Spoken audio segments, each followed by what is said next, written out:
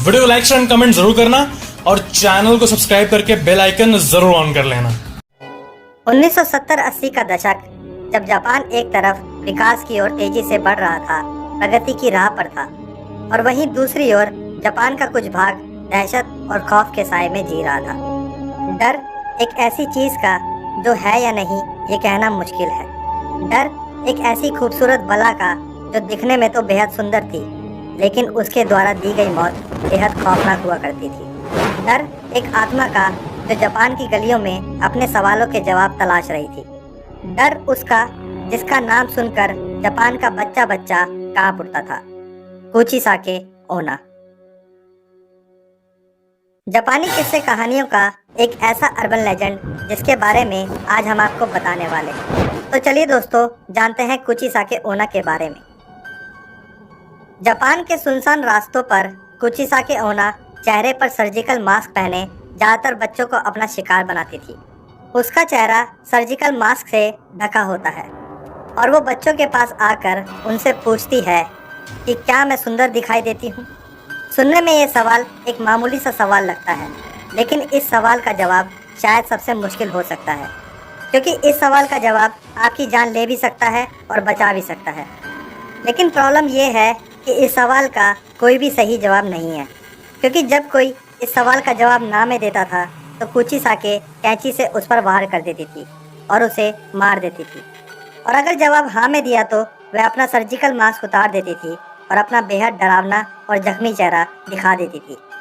उसका चेहरा 2 हिस्सों में बटा होता था, मानो किसी ने उसके चेहरे को पूरी तरह चीर दिया हो।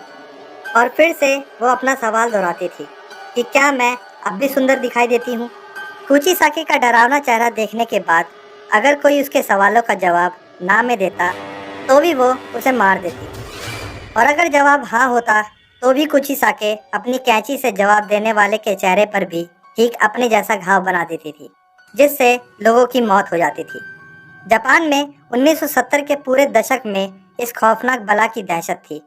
दहशत इतनी कि लोग अपने बच्चों को घर से बाहर नहीं जाने देते थे, और तो और लोगों ने अपने बच्चों को स्कूल भेजना भी बंद कर दिया था। और कुचिसाके के शिकार बने बच्चों और कुछ अन्य लोगों की खबरों से वहाँ के अखबार भरे रहते थे।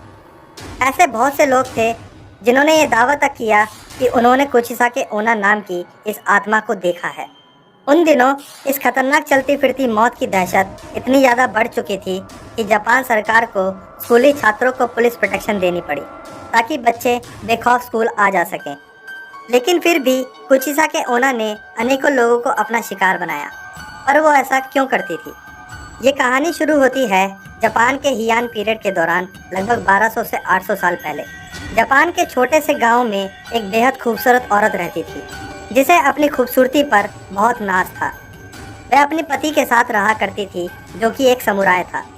युद्ध के दौरान उसके पति को युद्ध में भाग लेने के लिए जाना पड़ा, और जब वो युद्ध से अपने घर वापस आया तो उसने अपनी खूबसूरत पत्नी को किसी गैर मर्द के साथ आपत्तिजनक स्थिति में पाया। यह देखकर वो समुराय बेहद क्रोधित हो उठा और अपनी तलवार के एक ही वार से अपनी बीवी को पूरी तरह घायल कर दिया। इस तलवार के घात से उस औरत का मुंह पूरी तरह फट गया। अब कौन तुम्हें खूबसूरत कहेगा? इतना कहकर वो समुराय हमेशा हमेशा के लिए अपना घर छोड़कर चला गया। समुराय की तलवार के घात ने उस औरत के सुंदर चेहरे पर एक बेहद भद्दी और डरावनी स्माइल जैसा घाव बना दिया था। जब उस औरत ने अपने चेहरे का ये हाल देखा, तब उसे ये महसूस हुआ कि जिस खूबसूरती पर उसे नाज था, वो चेहरा अब बेहद डरावना दिखाई देता है। तो वह यह सदमा बर्दाश्त नहीं कर पाई और उसने अपने घर में रखी कैंची से अपनी जान ले ली। वो खूबसूरत औरत मर गई और सबको लगा ये कहानी खत्म हो गई।